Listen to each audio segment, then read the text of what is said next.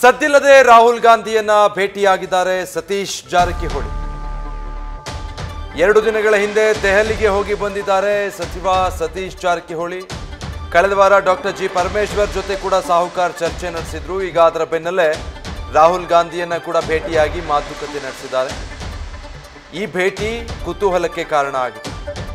ರಾಜ್ಯದಲ್ಲಿ ಇಷ್ಟೆಲ್ಲ ಬೆಳವಣಿಗೆಗಳ ಮಧ್ಯೆ ಈಗ ಸಚಿವ ಸತೀಶ್ ಜಾರಕಿಹೊಳಿ 2 ದಿನಗಳ ಹಿಂದೆ ಹೋಗಿ ರಾಹುಲ್ ಗಾಂಧಿ ಅವರನ್ನ ಭೇಟಿ ಮಾಡಿ ಮಾತುಕತೆ ನಡೆಸಿ ಬಂದಿರೋದು ಕುತೂಹಲಕ್ಕೆ ಕಾರಣ ಆಗ್ತಾ ಇದೆ.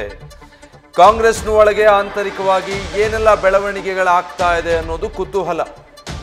ಒಂದು ಕಡೆ ನೋಡಿದ್ರೆ ಮೂಡ ಹಗ್ಗ ಜಗ್ಗಾಟ ನಡೀತಾ ಇದೆ ಕಾನೂನಾತ್ಮಕವಾಗಿ, ಮತ್ತೊಂದು ಕಡೆ ರಾಜಕೀಯವಾಗಿ ರಾಜ್ಯದಲ್ಲಿ ದೊಡ್ಡ ಸಮರ ಶುರುವಾಗಿದೆ. ಈ ಪ್ರಕರಣಕ್ಕೆ ಸಂಬಂಧಪಟ್ಟ ಹಾಗೆ ಸದ್ಯ ಅದರ ಮುಂದಿನ ವಿಚಾರಣೆಯನ್ನ ನ್ಯಾಯಾಲಯ 1 ವಾರ ಮುಂದಕ್ಕೆ ಮುಂದೂಡಿಕೆ ಮಾಡಿರೋದು.